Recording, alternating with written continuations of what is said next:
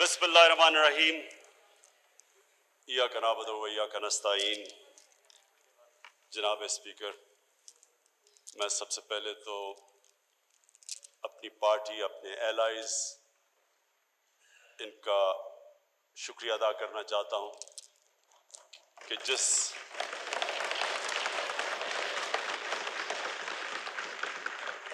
जज्बे में इन्होंने ये बजट पास करवाया।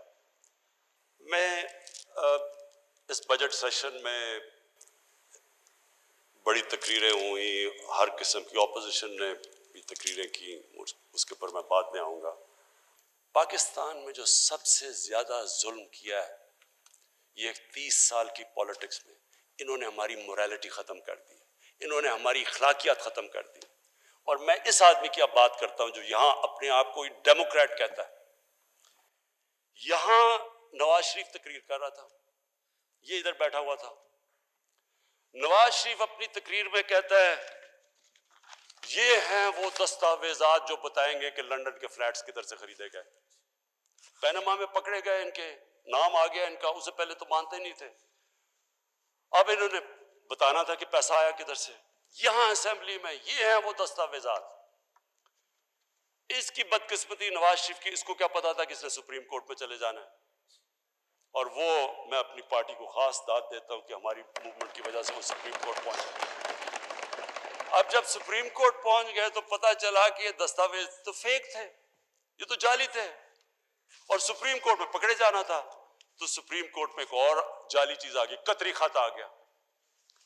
जो आदमी इस तरह झूठ बोले, मुल्क का सरबरा, वो झूठ बोले, और ये साहब यहां बैठ के कहते हैं मियां साहब फिक्र ना करें, लोग पैनामा को भूल जाएंगे थोड़ी देर के बाद। यानी कौम का पैसा चोरी करके मुल्क का सरबरा बाहर लेके जा रहा है। जो पैसा गरीबों का, जो स्कूलों पे, अस्पतालों पे खर्च होना है, वो मुल्क का प्राइम मिनिस्टर चोरी करके बाहर लेके जा रहा है। और ये साहब, ये जो अपने आप को डेमोक्रेट कहते हैं, मियां साहब फिक्र ना करें, आप जितना मर्जी लूटें, हम आपके साथ खड़े हैं। ये डेमोक्रेट्स नहीं है स्पीकर साहब, हम इनको डिग्निफाई करते हैं, इनको डेमोक्रेट्स कह के। इन्होंने हमारी मोरालिटी खत्म कर दी है इस मुल्क की। इनको आप, हम जब इतनी तकरीरें सुनते हैं, वो लोग जिनके ऊपर करप्शन के केसेस, जो करप्ट लोगों को डिफेंड करते हैं, वो कन्विक्ट हो गया पाकिस्तान के सुप्रीम कोर्ट से। ये कहता है जी मेरा वो लीडर है। तो ये बच्चे जो हमारे देख रहे होंगे, उनको क्या कोई अच्छे और बुरे की तमीज नहीं पता चलेगी। वो मौलाना रूमी की सहींग है कि कौम मरती तब है जब वो अच्छे और बुरे की तमीज खत्म करती है। जब मॉरली एक कौम जब मरती है, कौम मर जाती है। बहुत तमाशे देखे, किसी के वो फेक अकाउंट्स है, वयान अली का और उधर बिलावल के साहब का एक ही फेक अकाउंट से पैसे, मैं जवाबदेही नहीं हूं, वो नैब में बुलाओ, मैं जाता ही नहीं हूं। या और देखें, एक 22 करोड़ का मुल्क का प्राइम मिनिस्टर एक नौकरी कर रहा है किसी दुबई की कंपनी के लिए। ये कभी जमहूरियत में तो खैर ये तस्वर है ही नहीं, किसी बनाना रिपब्लिक में भी मुझे इसकी मिसाल दे दें। और वो जो कह रहे हैं कि मेरा लीडर है, वो मुल्क का defence minister, foreign minister, water and park minister, वो दुबई की 5 साल दुबई की कंपनी से 15-20 लाख रुपया ले रहा है महीने की तनख्वाह। इसका कोई तस्वर है? यानी मैं किसी भी डेमोक्रेसी के अंदर ये कुछ सोच भी नहीं सकता कि ये एक मुल्क से हो सकता। कोई देता है किसी को, अच्छा अगली बात, कोई किसी को 5 साल 15-20 लाख रुपया देता है महीने की तनख्वाह। वो तनख्वाह नहीं मिल रही थी, वो कोई और चीज मिल रही थी। और ये है मसला इनका मसला ये है कि जल्दी से किसी तरह गवर्नमेंट चली जाए।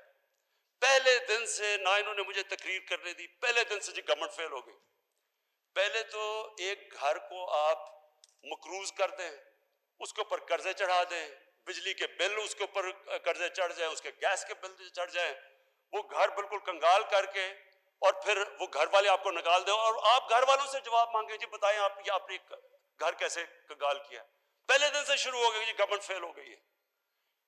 गवर्नमेंट जब ये 10 साल दोनों हुकूमत कर रहे थे, तब इनको नहीं पता चल रहा था कि जब 6 ट्रिलियन से मुल्क का कर्जा 30 ट्रिलियन पे जा रहा था, तब इन्होंने नहीं कभी कहा कि गवर्नमेंट फेल हो रही है, कि हम गिराना चाहिए जी गवर्नमेंट को। तब तो इकट्ठे हो जाते थे बचाने के लिए एक दूसरे को। अभी गवर्नमेंट को 20 महीने हुए हैं, पहले दिन से जी फेल हो गई। वो कभी वो कंटेनर पे सारे चढ़ जाते हैं, कभी कुछ। इनके अंदर कॉमन क्या है? कोई अपने आप को लिबरल कहता है, कोई कहता है दीनी है, कोई कुछ है। खैर, नून लीग का तो कुछ भी हो सकता है, कभी जिहादी भी बन जाएंगे, कभी जिहादियों से भी पैसे ले लेंगे, और कभी इंग्लैंड अमेरिका में लिबरल भी बन जाएंगे। इनका कोई दीन ईमान तो है ही नहीं। ये इकट्ठे एक ही पॉइंट पे हैं। स्पीकर साहब, इनको डर लगा हुआ है, इनको डर लगा हुआ है। जिस तरह अभी हमें दुबई से चीजें मिल रही हैं कि तनख्वाह क्यों मिल रही थी, इनको पता है कि हमें चीजें मिल रही हैं। इनको सबको डर लगा हुआ है कि जितनी देर ये गवर्नमेंट रहेगी, इनके सारी जो चीजें जो इन्होंने ये जो कर्जा चढ़ाया था 30,000 अरब का, ये इनको पता है कि हमें चीजें मिल रही हैं, इसलिए जल्दी में है किसी तरह गवर्नमेंट चली जाए, किसी तरह इनकी चोरी बच जाए। तो मैं कंक्लूजन में सिर्फ जो मैं अपनी सारी पार्टी को उस दिन कह रहा था, मैंने ये जब कहा कि मैंने ये नहीं कहा कि हमारी गवर्नमेंट नहीं जाने वाली, या मैंने ये नहीं कहा जिस तरह कभी को कह जी कुर्सी बड़ी मजबूत है। कोई मजबूत नहीं होता, अल्लाह के ऊपर होता है। आप आज हैं, कल नहीं है।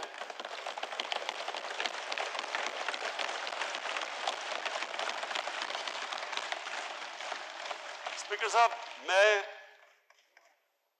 अपने घर में रहता हूं, सारे अपने खर्चे बर्दाश्त करता हूं सिवाय ट्रैवल के और सिक्योरिटी के, जो कि मैं नहीं कर सकता। उसके अलावा सारे मेरे खर्चे, सब कुछ मैं इसलिए करता हूं कि मुझे कभी फिक्र ना हो अपनी कुर्सी छोड़ने की। कभी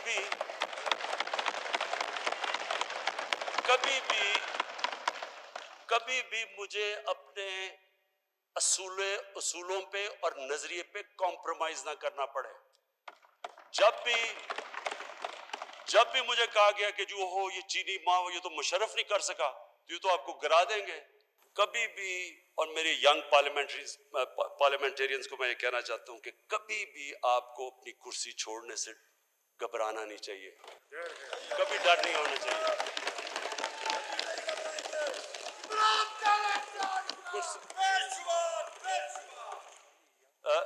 कुर्सी आने जाने की चीज है, लेकिन जो आपको कभी छोड़ना नहीं चाहिए वो है आपका नजरिया। स्पीकर साहब, जब तक हम अपने नजरिए पे खड़े रहेंगे, ऊंच नीच आएगी। और प्लीज ये मेरी बात मैं अपनी पार्टी को कह रहा हूं, ये याद रखें, ऊंच नीच जिंदगी का हिस्सा है। जितनी बड़ी आपकी स्ट्रगल, उतनी आपकी ऊंच नीच। कोई आज तक दुनिया में किसी ने बड़ा काम नहीं किया जो ऊपर जाके नीचे नहीं गिरा, फिर खड़ा हुआ, फिर नीचे नहीं गिरा। यानी स्ट्रगल के बगैर आज तक किसी ने दुनिया में कोई काम नहीं किया। जब आप स्ट्रगल के बगैर एक पार्टी का चेयरमैन आपको बना देते हैं, तो आप कहते हैं फिर जब बारिश आता है तो पानी आता है।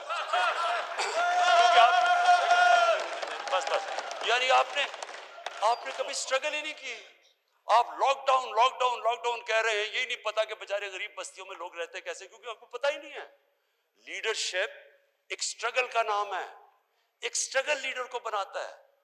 मुश्किल वक्त लीडर का तो सबसे बड़ा टेस्ट ही होता है मुश्किल वक्त में, और वो मुश्किल वक्त में तब खड़ा होता है जब उसको स्ट्रगल करनी आती है, वो घबराता नहीं है।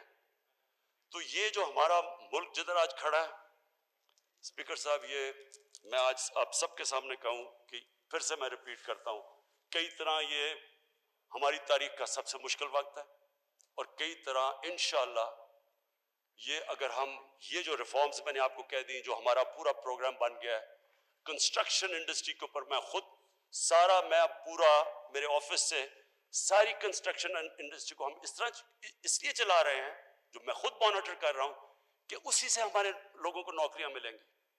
जब तक हमारा एक यंग पॉपुलेशन है, उनको हमने नौकरियां देनी है, वो कंस्ट्रक्शन से मिलेगी, एग्रीकल्चर को पूरी हम मदद कर रहे हैं, और फिर तीसरी इंडस्ट्री और खास तौर पे स्मॉल और मीडियम, इनकी पूरी कोशिश करेंगे इनको चलाने के लिए।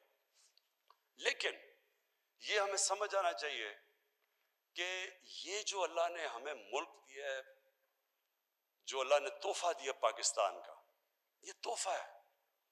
मैं जितना जितना ये 22 महीने में देखा है, अल्लाह ने इतनी नेमतें हमें बख्शी हैं। हमारी कोताही है कि हमने जो अल्लाह की नेमतों की कदर नहीं की।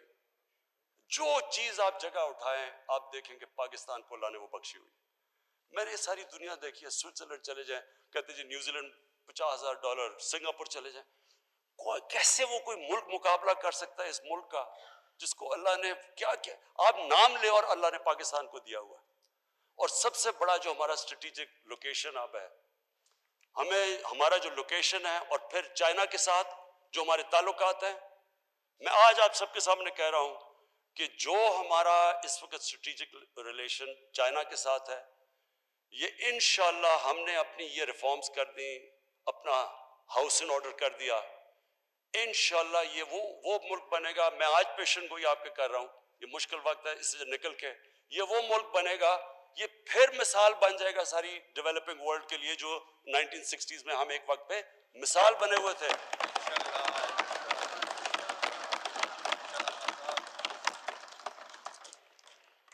मैं फिर से ये आपको सबको ये कह दूं कि कभी भी इस हमारी जमात को, हमारी गवर्नमेंट को कोई नहीं गिरा सकता जब तक कि हम अपने नजरिए पे खड़े रहें, अपने प्रिंसिपल पे।